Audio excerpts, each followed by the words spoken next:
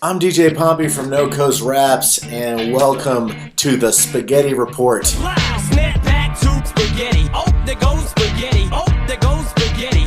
He's so mad, but he won't give up spaghetti. No. What a week we've had in battle rap. A couple things I want to talk about. The URL strike, first and foremost, and also the Eminem beef with MGK and others as spawned by his new album Kamikaze, as well as some thoughts on how I think rap beefs ought to be scored. This week's No Coast drop was Speedy Calhoun versus XLV. Now it makes sense why your cholesterol is really that high. She got $5 box. That should even come with chicken and fries. Amazing battle.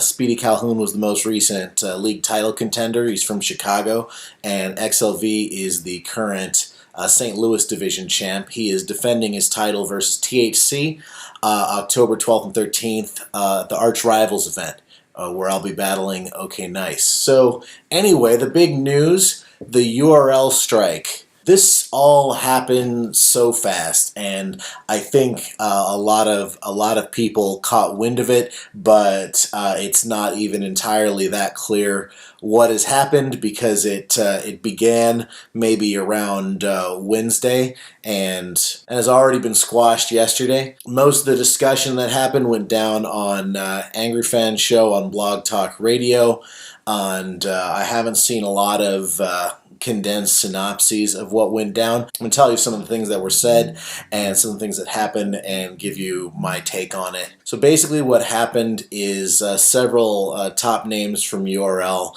following the Summer Madness 7 event went on strike. Now this is a separate issue from the backlash of some substandard performances at Summer Madness 7, after which Smack actually stated that he was looking at putting a no chokes clause into contracts and potentially docking pay for people who couldn't finish their performances. That was its own little controversy. It may have inspired this one. I'm not really sure, but oddly enough, while I was searching for this, I found out that URL announced no choke clauses in 2014 already. There's an article on BattleRap.com with Beasley talking about it, and so I wonder why this wasn't all a settled issue right now. Like maybe it was never fully implemented, didn't go over well.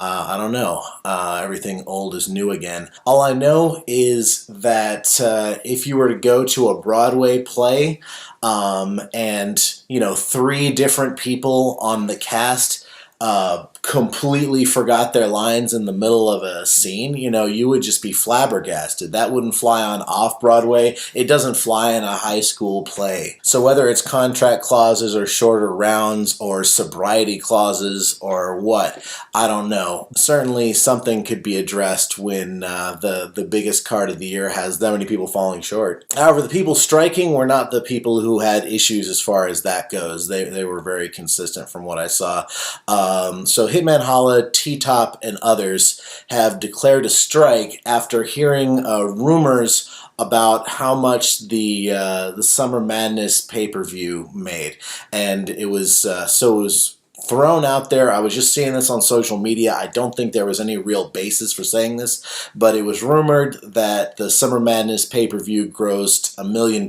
It was rumored that the recent RBE event with Mook versus Verb grossed $2.5 million on pay-per-view. As I say, there was no evidence for this. Supposedly there was some sort of view counter, and someone multiplied that as though it were sales figures and got these, but I think mostly it's just a lot of hearing and repeating. There are a few people, such as Disaster, who claim to know from the inside what the numbers are and claim that those are not remotely the numbers.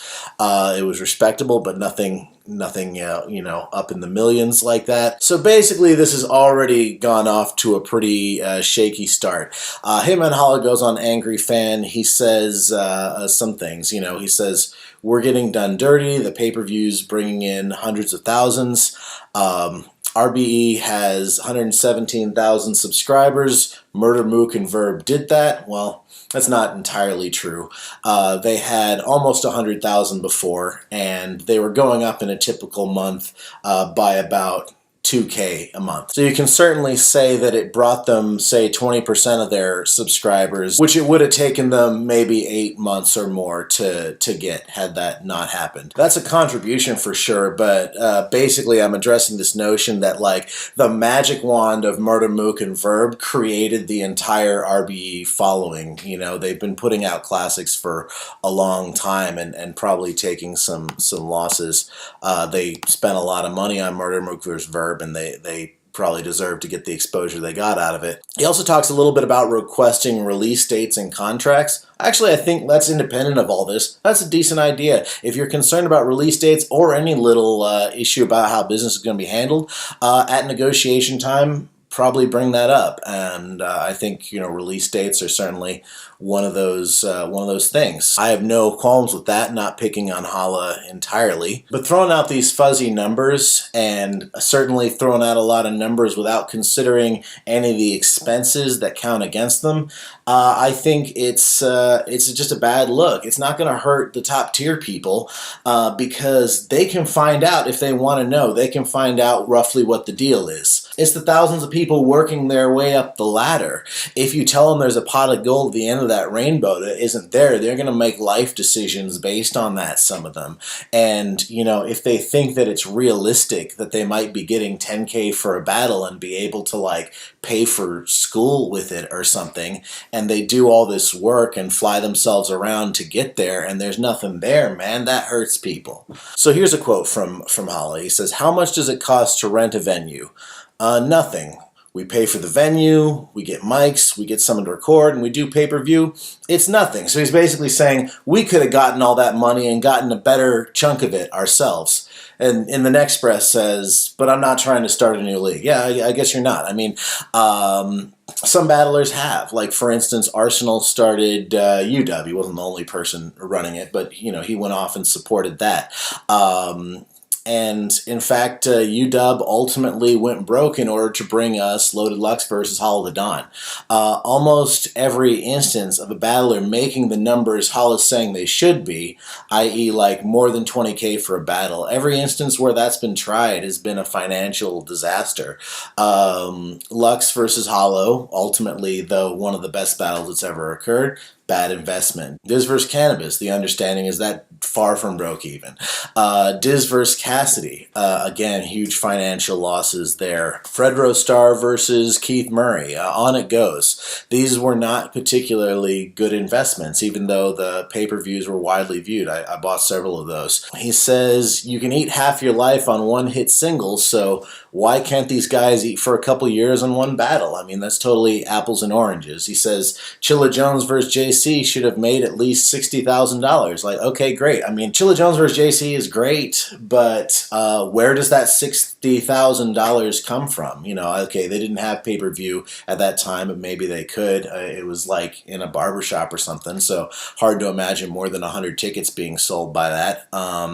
It made 1 million views on YouTube. This was before the demonetization happened, so realistically, those million views, that could translate to like $500 to $1,500. You know, okay, you've covered film costs. You know, I hope they got paid and got paid well for that battle, but you can't just make statements like $60,000 should have appeared there without saying where it's going to come from. And this comparison to a hit single, by the way, artists on major labels are getting a far lower percentage of their sales than the amount of pay-per-view money that's being allocated to the talent budget by these live events. They're just not on the same scale. 100 Bullets' Twitter was great to watch during this. Here's one quote from him. He says, "Stop comparing battle rappers to rap artists. The entire battle rap industry is worth one Bugatti." That's roughly true. He also says, someone with $5 million to throw around could buy every single English-speaking league.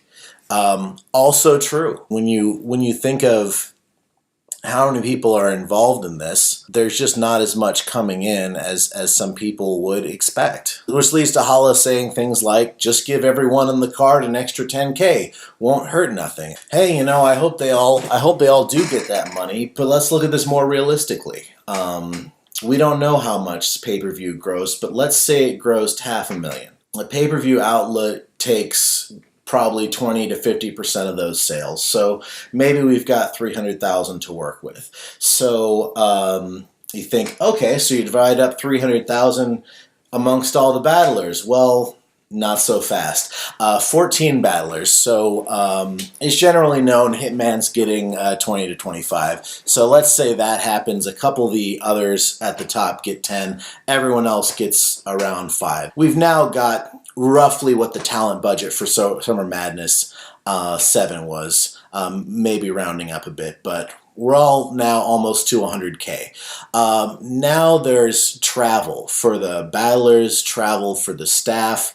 You're going to spend at least 15K doing that. There's the film crews. They had avocado shooting, the best in the business. That made a huge difference on the quality of the footage and the quality of the pay-per-view. There was promotion. I mean, we don't know everything they did to promote and what they spent on it, but certainly there's graphics people to pay. They rented out Mayweather's gym to do the face-offs. They had, of course, people shooting the face-offs. We don't know what all that costed, but it wasn't cheap. The venue costed. I mean, big rooms do have high production costs. Probably door more than offset that.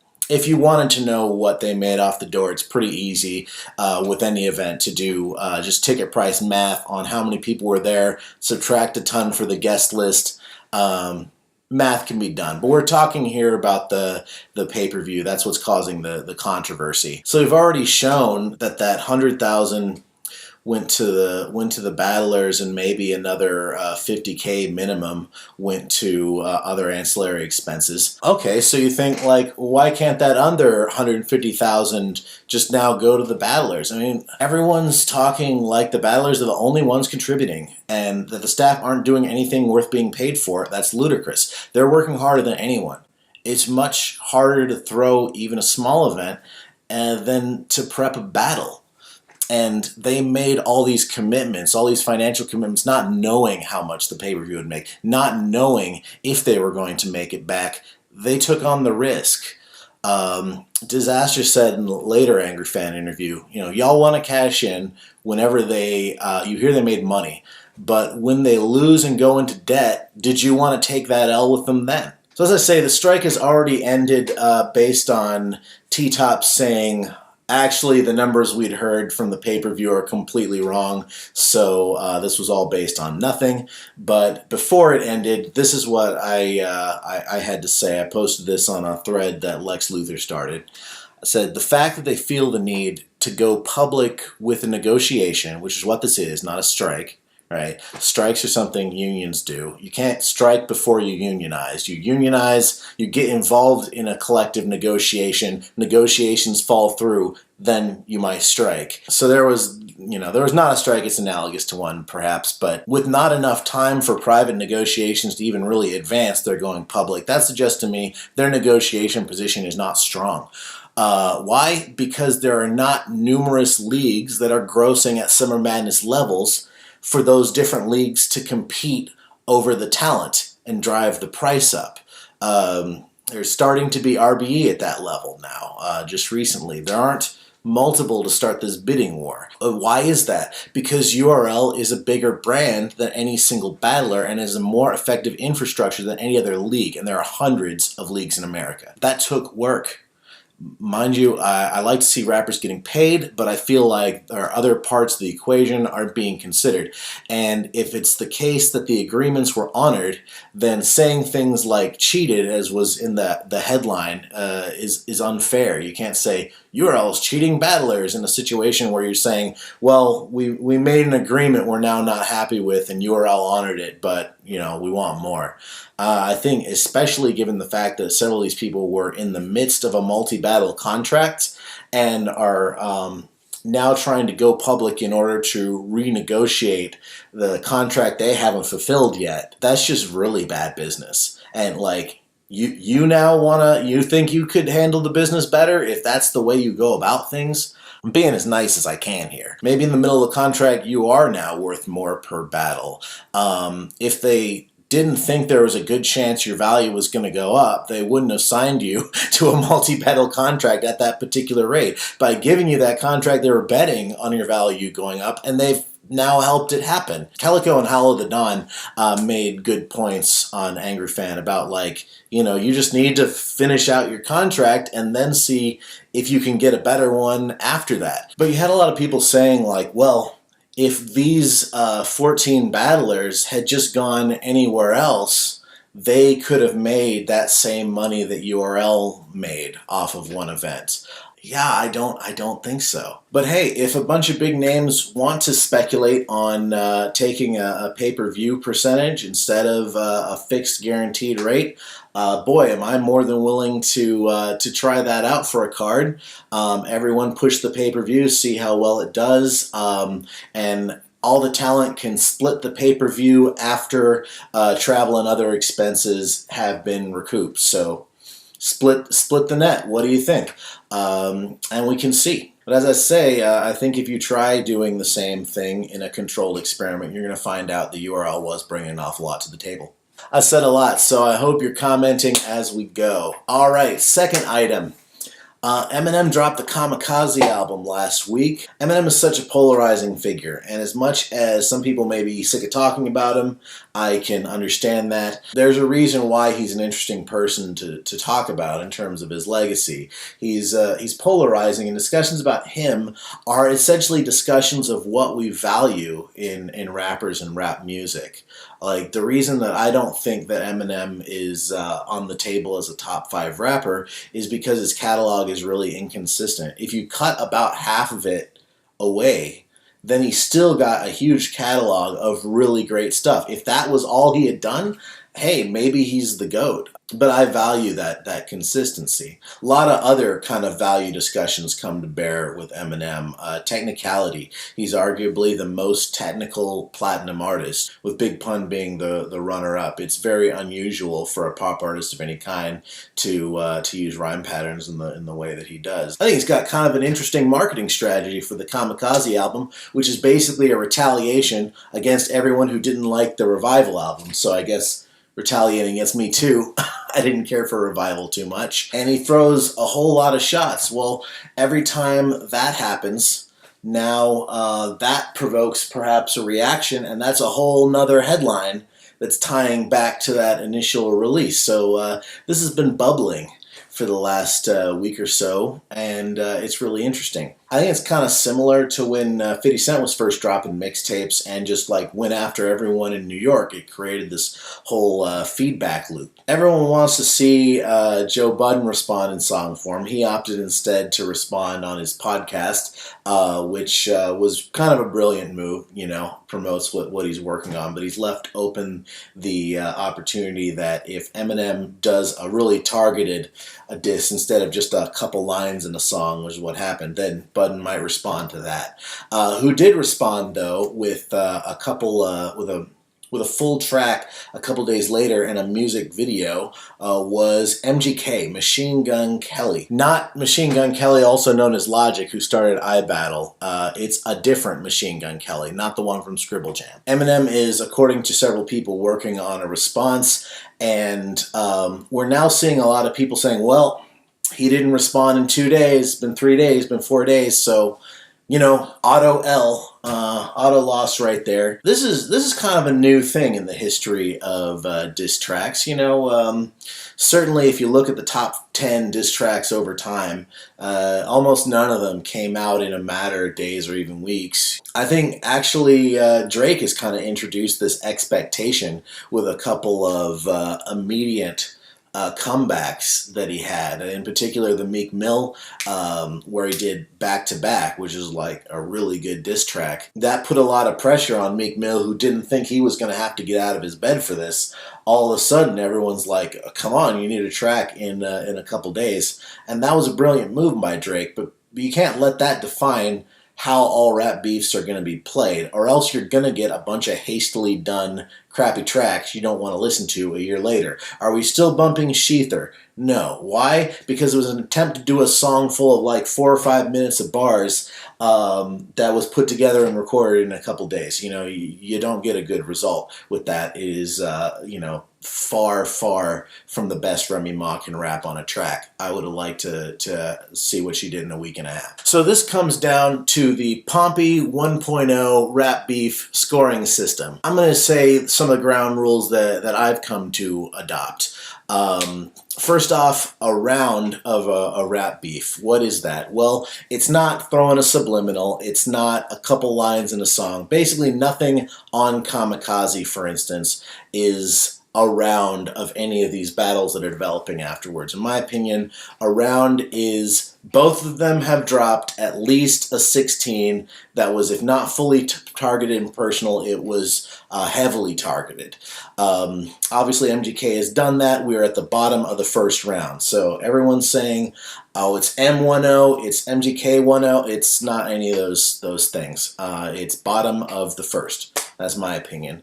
Bonus points for timing. If you respond right quick or respond at a particular poignant time, that's bonus points, but it's not the whole ball game. As I say, the whole gotta be done 2 days thing for the social media, it's not good for the end product, so I think we should discard that. The winner could be judged by round. If no response, I don't think that's necessarily a loss, because that would mean just whoever makes more tracks, no matter how good or bad they are, that person wins. But if you don't respond, it might be a duck, especially if you've initiated it previously. Like if, because Eminem not maybe started this, because there was history before that, but because he threw the line that MGK is responding to, he has said this is fair play by that. So if he doesn't respond, he's ducking. Normally, a non-platinum artist attempting to beef with a platinum artist out of the blue, that's not necessarily a duck. They're not at the same level. It has to be a credible challenge. But once you've indulged in it, now the talk about sales is off the table. Now it's mano a mano.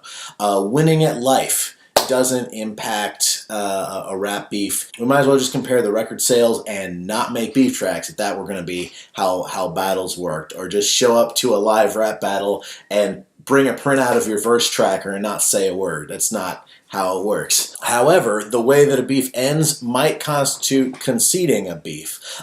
In my opinion, Nas was winning the beef with Jay-Z. Up until the point where it ended, at which point Nas actually went to work for Def Jam while Jay-Z was the head of Def Jam. So if you're beefing with someone and you now work for them, and that's how it ends, I think that's conceding it. Alright guys, I might be back next week with some more thoughts. Leave a comment, let me know what you want to hear about. Gonna leave you with something from Lost Wuzik, the Posse tribute album. Peace, guys. Make your best tactical maneuvers, I'ma have to introduce you. It's the battle of producers that be taxing your medulla while relaxing with the hookah. Got the baddest of combatants turning lavender and fuchsia. I'm a Rubik's Cube fitted with all cubic zirconia. Doc Emmett Brown ripping off some cheap plutonium. The loneliest monk, straight no chaser in a lonely cup. I'm done staying drunk, aging punk, singing linoleum.